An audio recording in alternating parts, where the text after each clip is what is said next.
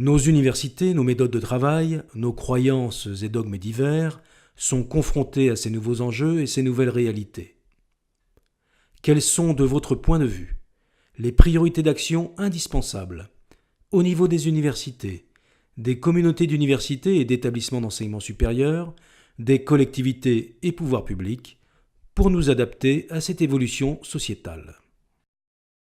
Question difficile, véritable défi. Ça conduit à réfléchir à une tension entre d'un côté une innovation dans une organisation comme l'université, la manière dont on la conduit, la manière dont on l'accompagne, cette innovation, et la manière dont on accompagne le plus grand nombre d'enseignants, d'acteurs de l'université à rentrer dans cette logique d'innovation. Pour notre part à Cergy, on a conduit un très grand nombre de formateurs qui étaient habitués à faire du présentiel à n'agir aujourd'hui qu'exclusivement en distance lorsqu'ils enseignent dans nos masters.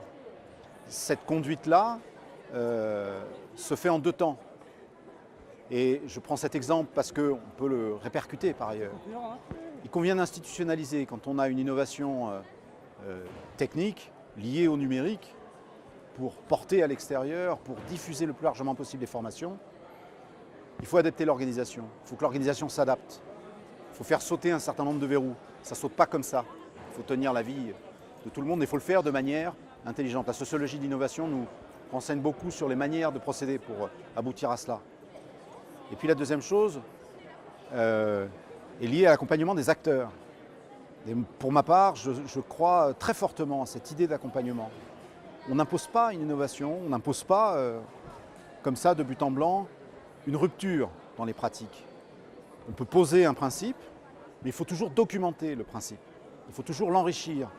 Et la première des sources de documentation d'un principe qui pourrait conduire à une rupture, c'est la recherche. C'est la recherche et elle produit des résultats qui doivent être portés à la connaissance de tous pour se dire un jour, je vais enseigner autrement. Je vais enseigner autrement parce que les possibilités d'agir sont beaucoup plus larges, mes étudiants sont beaucoup plus acteurs, sont beaucoup plus intéressés, sont beaucoup plus intégrés, réinvestissent davantage leurs acquis sociaux, relatifs au numérique en particulier, et on forme ainsi des spécialistes dans une discipline d'un point de vue académique, mais aussi des acteurs dans leur temps, c'est-à-dire utilisant les instruments de leur temps.